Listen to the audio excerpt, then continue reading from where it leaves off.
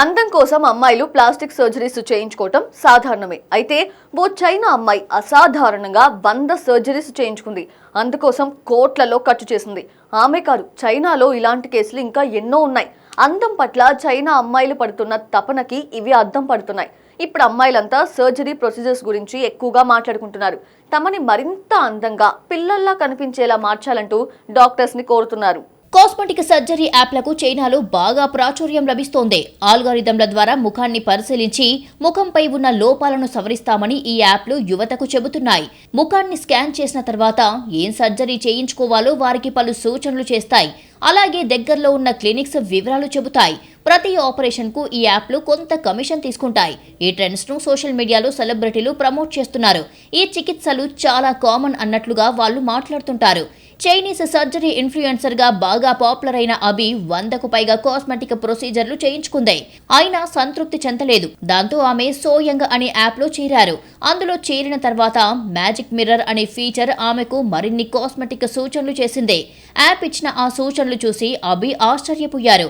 చైనాలో కాస్మెటిక్ సర్జరీలకు బాగా డిమాండ్ పెరుగుతుండటంతో ఈ క్లినిక్స్ కూడా ఎక్కువగా వెలుస్తున్నాయి.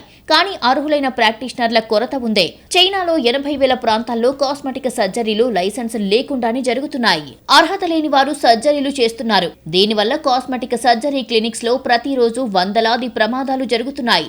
లైసెన్స్ లేని క్లినిక్స్ లో చికిత్స చేయించుకోవడం వల్ల యూలాగా ప్రతి ఏటా చైనాలో వేల మంది సమస్యల్లో పడుతున్నారు. లైసెన్స్ ఉన్న చాలా క్లినిక్స్ కూడా నిబంధనలను సరిగ్గా పాటించడం లేదు. 2020లో నటి గావో లియో తన ముక్కుకు సర్జరీ చేయించుకున్నారు. ఆమెకు కూడా చికిత్స బెడిసి కొట్టింది. ముక్కు పైభాగం నల్లగా మారింది. లైసెన్స్ ఉన్న క్లినిక్స్ లోని ఆమె సర్జరీ చేయించుకుంది. నటికి అలా అయిన తర్వాత సదరు క్లినిక్ కు అధికారులు జరిమానా విధించారు. దానిని మూసివేశారు. అయితే అందులోని డాక్టర్ వేరే పేరుతో 6 నెలల్లో మరో క్లినిక్ ఓపెన్ చేశాడు. సమాజం నుంచి వస్తున్న ఈ ఒత్తిడిని చైనాలో కొన్ని క్లినిక్లు తమకు అనుకూలంగా తీసుకుంటున్నాయి.